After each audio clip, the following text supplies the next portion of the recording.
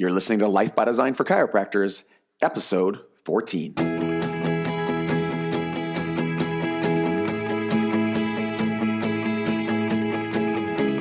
Welcome to Life by Design, the podcast for chiropractors. Here's your host, Dr. Jamie Richards. Welcome to Life by Design for Chiropractors. Guys, Dr. Jamie Richards here. I hope you've been enjoying the podcast. We're getting lots of feedback from everybody in the first 13 episodes. So today we bring back one of our regulars, Dr. Horatio Jug, and we talk about, a conversation that's near and dear to both our hearts, and that's communication. And we dig into something that I think is really, really important for people to understand. And I tell my story of how I tried to do this, but essentially how it's impossible to get every single person to be a lifetime practice member. And I know that's the ultimate goal. But at the same time, it took me a while to realize that that was going to be impossible. And, how do you solve that problem, both mentally, but then mechanically and structurally as well? How do you take care of that? So how do you have the right conversations with the right people and go over some funnel basics and then some applications of that? How can we actually get that conversation in front of the right people and guide them down a process which leads them into our practice? And we share a lot of great examples today. So great episode today on number 14. Enjoy Life by Design for Chiropractors, the voice of reason in chiropractic. Welcome back to Life by Design for Chiropractors. Horatio, how are you today? Good. I'm so happy to be here. It feels like it's been quite some time, actually. Yeah, Too long. Too long. Well, that's one of the downsides of the Life by Design for Chiropractors, if there is a downside. It's that, doing this every couple weeks, we sometimes don't get to have you on the show, for, if we miss 2 cycles, it's a whole month. So it just seems like time, blows by. But I guess on the upside, one of the nice things about doing it every 2 weeks, and what we're hearing from the people listening in, is that it gives them the opportunity to, integrate some of the stuff that they're learning and that we're doing. Because, if you go back and you listen to some of these episodes, I think that's, what you're hopefully picking up is that there's a lot of stuff, a lot of content, a lot of material. And I think it's some of the best stuff. I think it's some of our best. So it's good to have you back. Thanks, Jamie. It also, a lot of the stuff gets the axe. That's what people don't realize. There's been a lot of ideas that we brought forward. We should record a podcast on this, and it just didn't make the cut. It just wasn't good enough. Yeah. Well, today, this is actually something that was stimulated from a question that we got from one of our listeners. So I'll shoot a shout out to them later and let them know, because they asked me when this was going to be on. So this is for Mel. I've been masterminding with some other docs as a chiropractic student about the best strategies and systems to extend content from my chiropractic core curriculum. I like that they're using the language to practice members. Totally. Some ideas, blogs, links to videos, explaining changes throughout care, day one beyond, as well as day-by-day table talk. My main question is, what is the best way system to utilize in getting teaching points out there to all the different types of practice members in different phases of care? What systems have you found really help with managing content, email, texting, videos? For older generations, prefer paper. I've seen handouts and content through that they read before getting checked during their initial month of care and so on. So let me know what you think. Thanks so much for your help, Mel. So, I think the whole podcast is basically about this. So, we don't need to necessarily specifically answer Mel's question because we are going to answer it as we go through. Can I just quickly answer it? Sure. Yeah, go ahead. Number one, the fact that you have a system for this is really important. Most chiropractors don't. There's still this thing in chiropractic that, relies on this idea that, I'm speaking from innate, or innate speaking through me, or something like that. And I just have to rely on this. I just have to rely on this passion, and this is how these people are going to become educated. That's a ridiculous idea. So the fact that you even have a system is a great step in the right direction. And the other one, and this is something that we're going to spend some of the episode talking about today, is you have to create content. It doesn't matter. Yes, it does matter how they get it, whether it's email, whether it's text, whether it's podcast, that matters. But here's the key. It has to be something that your people care about, or they're not going to care what the format is. Yes, and that's the structure of today. We're talking about how to communicate your way to lifetime patients, something that, all chiropractors want. I think all businesses want. And it's not just limited to chiropractors, but to comment on what you mentioned there, Horatio, for sure, going through school, and I probably fell prey to some of this type of thinking as well, innate. Oh, I did. And, for sure. Listening to your innate and those types of things. And that's not to say that there's not, intuition and things like that. So we're not suggesting that's the case. We're just suggesting that, you probably don't decide where you want to open your practice based on, what some internal spirit guide told you in terms of where you should open your business or how you should market or, worse off, market to people by using that type of communication. You're definitely limiting the number of people that you're going to connect with. That's for sure. Yeah. So, I mean, just kind of on a tangent, when somebody says, follow your gut or follow your instinct, if you haven't done something 1,000 times and to the point where it's automatic, I would not follow my instinct. When somebody, like when you look at athletes, when Wayne Gretzky would say something like, you skate to where the puck is going to be. The reason Wayne Gretzky knew where the puck was going to be, because he's literally spent 55,000 hours by that point skating around and finding out where the puck was going to be. Right. So intuition is just automated information. Yes. And I think that's an important point to, highlight. And people who have a high level of intuition are often people who are highly skilled and have put in, as you said, a lot of time in developing, an expertise in a certain area. So, if you've ever watched somebody who's really good at something, for the most part, there's been a lot of practice and training that's gone into that. And they make it look easy, and it's easy for them to forget that whole process and say, oh, I just listen to my gut, or I follow my heart, or I, go with intuition. But if they actually went back and deconstructed how they got there, they'd probably find and remember that there was a long road to get there that took a lot of work and a lot of effort and a lot of training. Totally agree.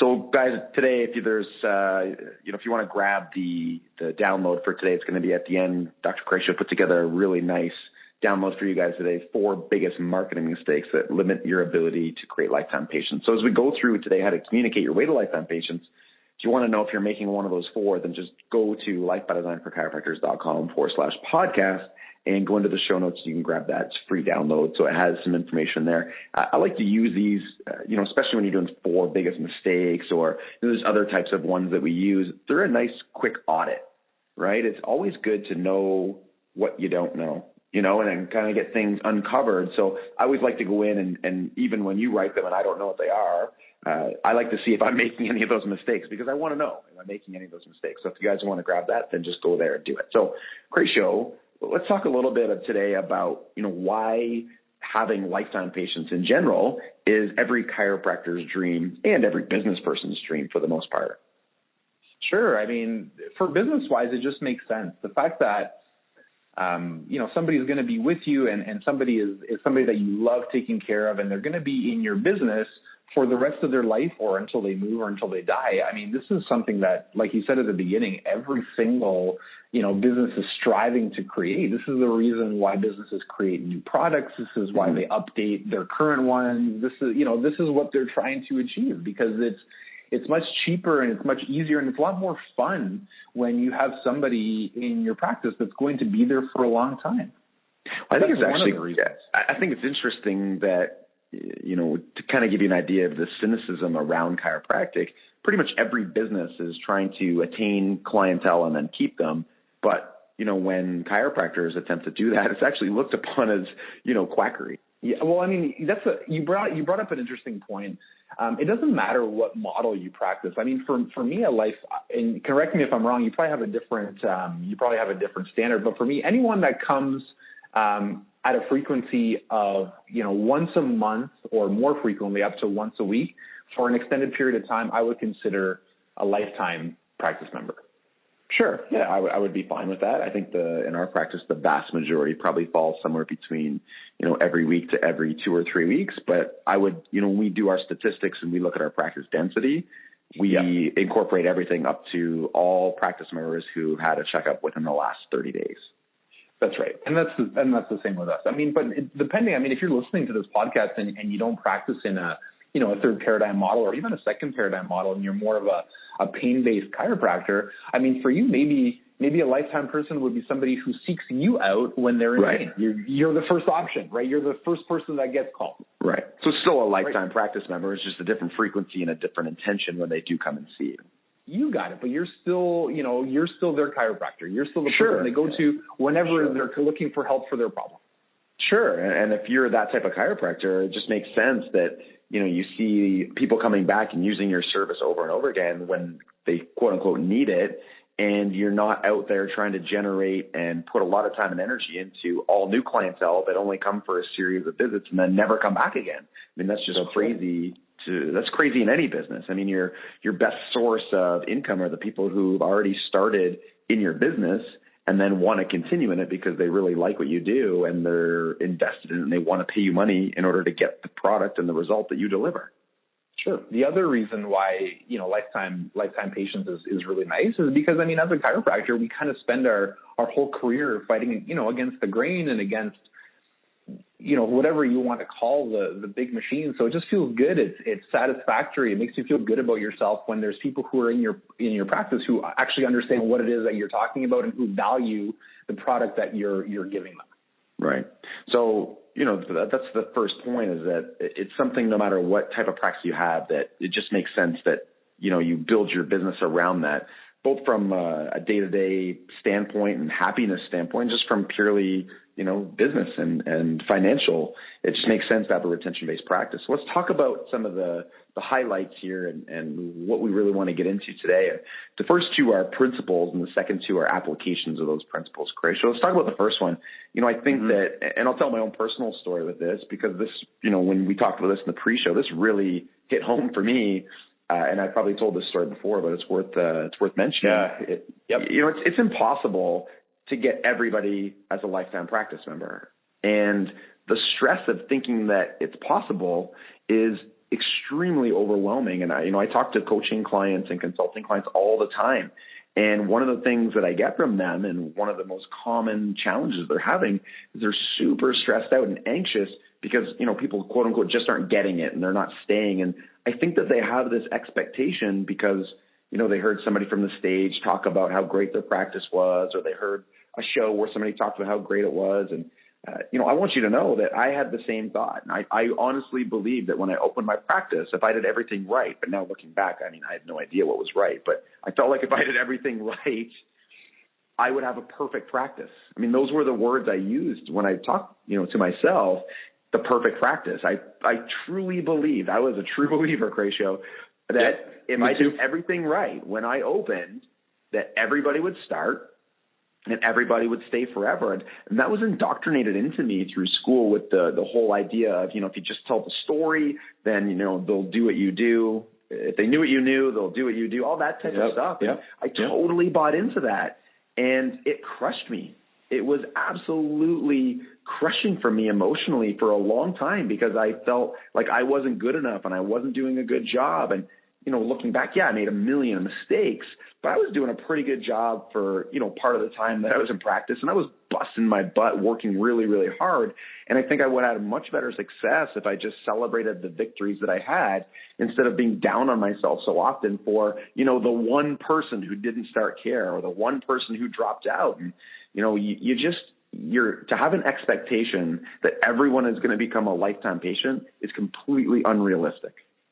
Yeah, this is like this very principle, this very idea spawned, the idea of like things like chiromass and, he sees 100, new people a month and just amplifications and unrealistic expectations that, just like you, I totally bought into when I got into practice. And I was like, man, I felt like such a failure and people were dropping out. And again, one of the greatest, I think the greatest thing that you said so far today is, you talked about an audit. And this is a great place to start with auditing your practice, because this is going to be your barometer to see if what you're doing is actually producing, results. When we look at any business, it's called the 80-20 principle, right? It's you apply this to everyone, 80% of your practice profit comes from 20% of your practice. And so if you're seeing, if 20% of the people who show up as new practice members become lifetime practice members, that's amazing. Like you're really on point. So you have to ask yourself if the system that you're doing and what you're actually running in your practice, is that producing, lifetime practice members 20% of the time?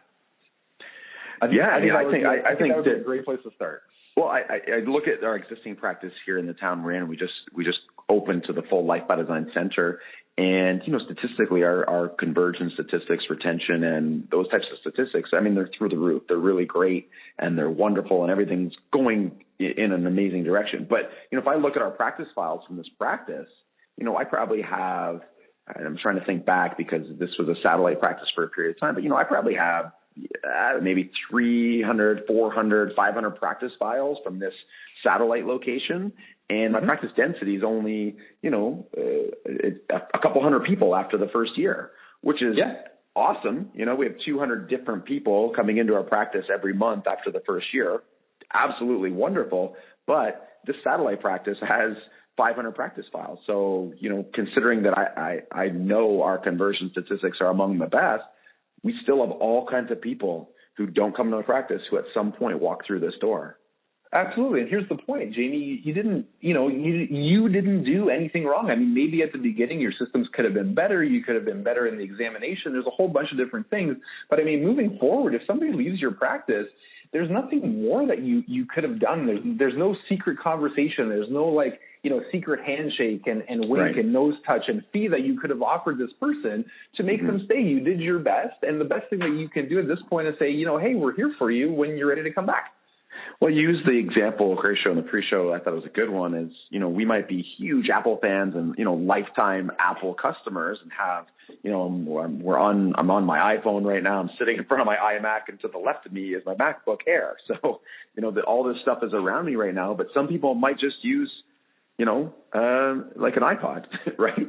And they might not have all the products and all the pieces, and might not be a big lifetime practice member in that sense.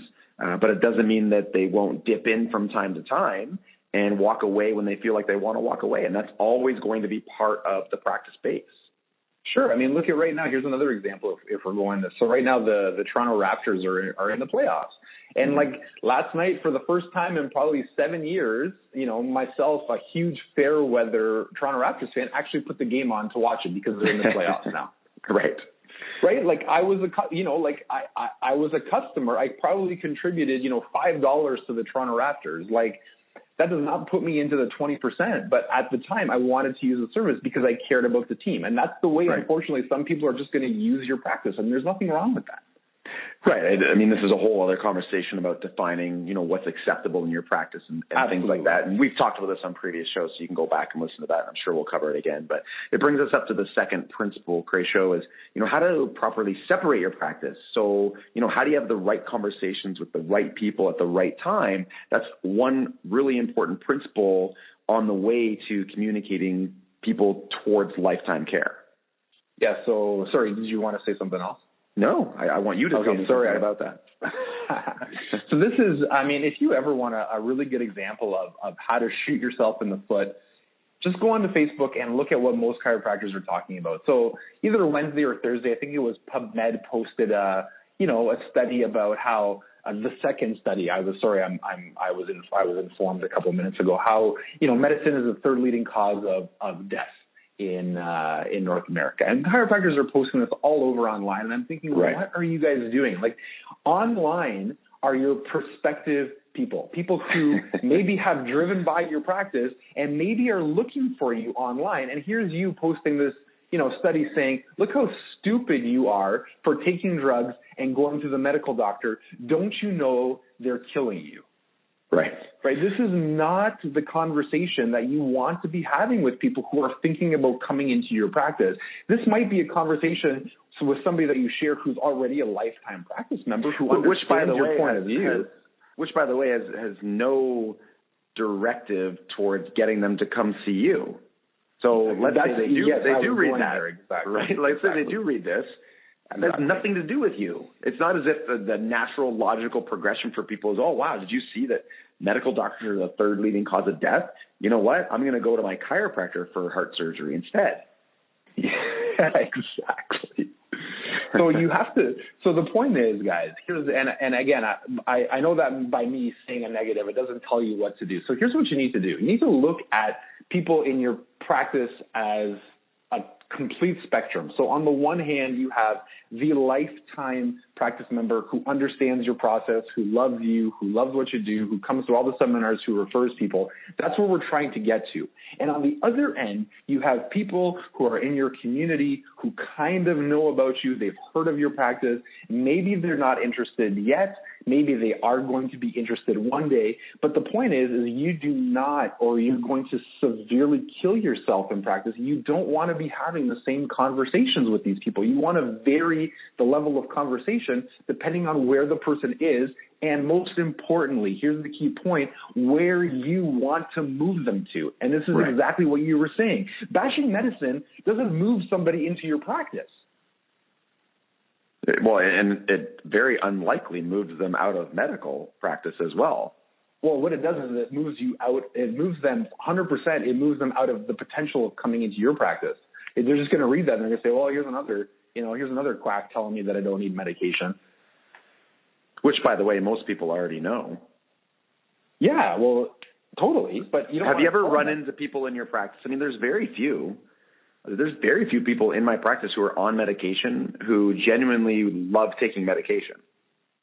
Totally. I totally agree. The people, and this is classic, right? These are the people that come in, they're like, I don't really want to be on this. And there's always the but, but he told me that, but that's beside the point. Nobody wants to be on medication. But if you can't communicate like that to people who are outside of your practice. Right, you have to start with a benefit. How are you going to help these people? Why should they be paying attention to you? What service are you going to offer them? Right? What are you going to help? What problem are you going to help them solve? Well, I think that the point you made was very, important. Was that, where are you trying to move them? We talk about the barometer, the marketing barometer, and cold, hot, and lukewarm and all that type of stuff. But, where are you trying to take them? You're not trying to take a cold lead who has no idea about you, potentially no idea about health in any way whatsoever, and bring them into a lifetime practice, especially, if you ever tried this. I mean, I had a coaching call this morning, and we went over some of the statistics of an old model that this doctor was using where, pretty much anybody off the street that would come in would get converted into a 12-month program, and his conversion rates were 40 and 50%. Well, that's because they're a cold lead. I mean, I think that's a great conversion percentage considering, the type of leads that they were probably getting. That shows that this person had some serious skill in terms of communication and sales and so on. But the point is, why would you do that? Why not just take this cold lead and make them a little bit warmer and a little bit warmer and a little bit warmer? We all have this desire, I think, to have new people in our practice right away, the moment we meet them, no matter what. And that's why we're dishing out free examinations and offers to come in. Yeah. Put them through all this work, put your team through all this work, and at the end, they're not ready to move forward, even though they have a serious problem or, their health is diminished in some way. And you can help them if you just were a little more patient and had a system in place to, ask them the right questions and give them the right information just to get them thinking and moving in the right direction. And then at the right time, then they come in, they come onto your turf, they want your help. And then when you do find a problem and you have a solution, they're willing to seek out your help in order to fix the problem that they have. Totally. Some of the best people that are in my practice right now are some people that a year and a half ago, 2 years ago, I said, this is not the right place for you right now. Well, I'll tell you an existing story. I just did at the Fit Club. So we have the Fit Club attached to Extraordinary Life Chiropractic at the center. And so I did an advanced fat loss workshop. And this woman was on my list. She came out to a workshop, and I talked about, hey, one of the unique things about changing your body composition that people don't think about is the way the brain communicates to the body. And that clicked with her. And afterwards, she scheduled a consultation and paid the full fee, by the way, and scheduled a consultation and examination. I asked her, I said, how did you find out about our practice? She said, I've been on your list. I heard you speak 4.5 years ago at some library talk I did for a fundraiser. And she gets my emails every week, 4.5 years later. Yeah. So, I mean, I know everyone listening is going to know, well, what do I say? Here's the thing. If you're communicating with people that are prospective patients, you only want to talk about how you're different than the other chiropractors in your neighborhood, because there's one on every corner. And you want to talk about the benefits that your type of care offers that person. I mean, Right. that's the most basic thing. Sure. The next level in, when somebody is ready to make an appointment, or they're in your practice for the first appointment, the first 2 appointments, where you're trying to communicate the need for care, the most important thing to communicate and the most important emotion to evoke is curiosity.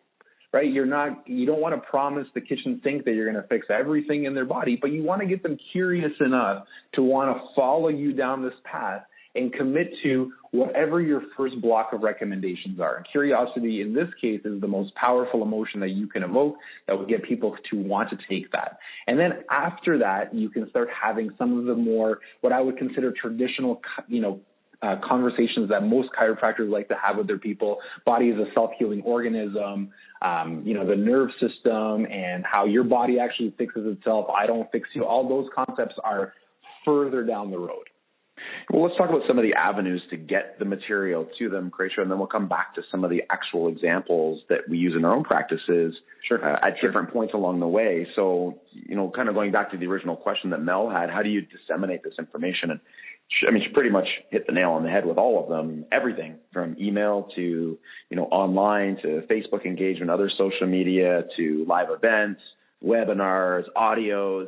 I mean, you name it. It just really depends on what type of material your market likes to consume and what people find interesting, what you enjoy doing, what you have the infrastructure to be able to do, what you have the skills and capabilities to be able to do. I mean, it's one thing to say, okay, I'm going to do them all, but not have any idea how to do it. I mean, we see that all the time with online, and we're seeing a ton of new clients who are asking us about our online stuff because they just see what we do and how it comes out, and it's a massive animal behind the scenes that looks eloquent on the surface.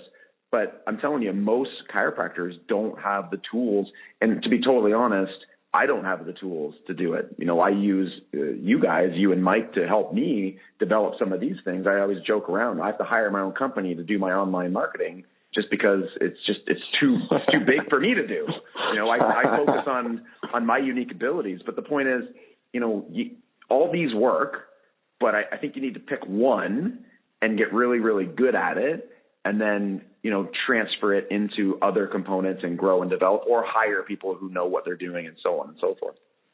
Yeah, I agree. I mean, something as simple as sending a weekly newsletter on email or a weekly email to say, hey, Jamie, I read this article. It'll help you, it'll help support your care, and link to some article. It's actually shocking how many doctors I meet, when we start talking, because you're right, Jamie, our people are paying attention to our online stuff, and you meet doctors and they ask, well, what can I do with this? And how do I solve this marketing problem?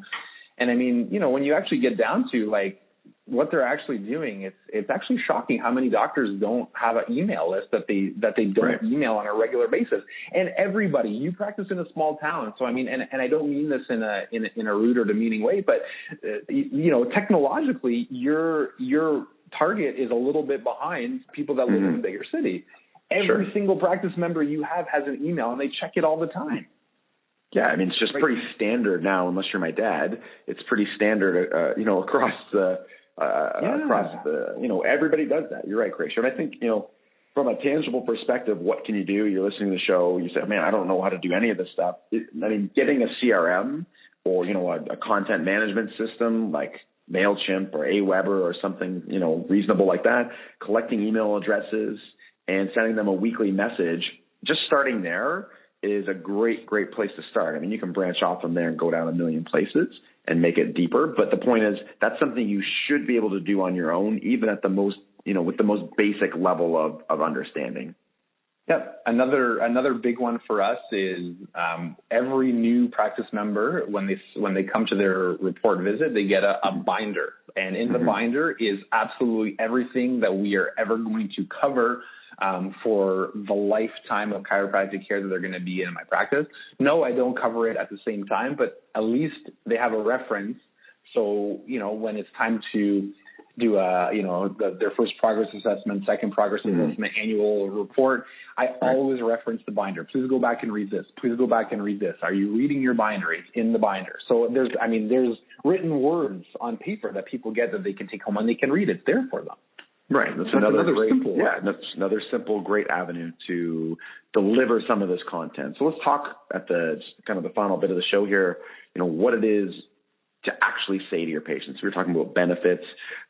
Different examples would be, this is where your curriculum comes in. So in the day 1 and day 2, you're really getting them focused on the process, getting them curious, repositioning yourself as a solution for a potential problem that they have, helping them understand that, and avoiding, superlative information that could potentially disqualify you from, being their chiropractor. So chiropractors are notorious for talking about all kinds of other stuff in the day 1 and day 2 that has nothing to do with anything that you're trying to get them to make a decision about. And just remember this, when you're going through and you're auditing your day 1 and day 2, ask yourself, am I saying things that have nothing to do with the decision to start care in this practice? And I've been there, man. I've gone down that path talking about drugs and surgeries and, getting into innate intelligence. You think this their eyes are lighting up and you think it's so cool, but it's not cool. It's not a smart thing to do. And it's terrible. You need to stop right away. If you've ever seen, again, we always post the Bob Newhart clip on Mad TV, but you just need to stop it. You need to stop it. But here's the point. Once you get an agreement and you begin the process, now you can start to look at different things that you might want to say. And that's where we've talked about the core curriculum in the past. You can go back and check out that podcast. But we talk about, what things does this person need to know over the first period of time, 3 months, 4 months, 5 months, whatever your original stage of care is. What do they need to know at the end of that in order to make a good quality decision going forward to stay under care in your practice? And then when you figure that out, just talk about that stuff. Don't talk about anything else. Focus on those things. So, for example, you were mentioning before, the body is self-healing, self-regulating. The nervous system is the master control system. We check, so we test, we don't guess. Kids can potentially be subluxated. That, your toxic and deficient lifestyle is what is creating your subluxations in the first place. So there's 5 or 6 things, maybe 7, 8, depending on the size of your curriculum, that really you should be focusing on in that initial stage of care. Then you could go deeper and deeper. So, one of the examples, when people are new, and this isn't exactly what I say, but I think it's a funny way to communicate it. So I think you'll understand this for those people listening. Really what we do in a less eloquent way is we tell people that they have a broken spine that's affecting their health, and we fix their spine, right? You have a broken part of your body, and I don't mean fractured, just for the sake of the discussion. You have a broken spine, and it's affecting your health, and I'm going to fix it. And I mean, if you could just get people to understand that, and that's something they could communicate to other people, I think it needs to be slightly more eloquent, but you get the idea. But as time goes on and they go, say, out of corrective care into, say, rebuilding and optimization, sure, you know what, maybe you're having conversations about the stress load of the body and how subluxation increases stress and allostasis and some interesting things. I have those conversations with people, but I only have them with the right people at the right time, and those deepen their understanding. But there's times when that would absolutely derail everything that I'm trying to accomplish. So you have to know when those times are, you have to know who those people are, and you have to know when to deliver that content.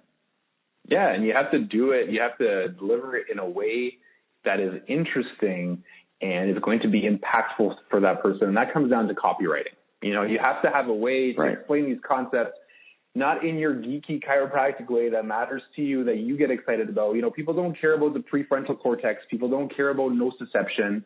But people do care that when you deliver a correction, you take the pressure off their nerve system, it helps them deal with stress. You better believe they care about that. You just have to be able to explain it in a way that's exciting and that's fun, and that they're going to leave, you know, with actual information that they're going to be excited to share with somebody else. Right. Well, I think, you know, Christian, you kind of opened up a whole Pandora's box with this idea of copywriting, and, you know, this is an area that chiropractors in general are extremely weak at. I just think it's something they don't think about. They think about communication being, you know, what they're saying. But, I mean, there's a whole other aspect about what they're writing. So I think we'll come back to that on a future episode and really start to, I think, break that down and actually go into that and spend a whole episode talking about it. So stay tuned for that, guys. So, guys, if you want the download for today, the free download, just go to lifebydesignforchiropractors.com/podcast. And you can grab the 4 biggest marketing mistakes that are limiting your ability to create lifetime patients. Audit your current practice, your current marketing system, and just check out, see if you're making any of these mistakes. And thank you so much for listening to Life by Design for Chiropractors, the voice of reason in chiropractic.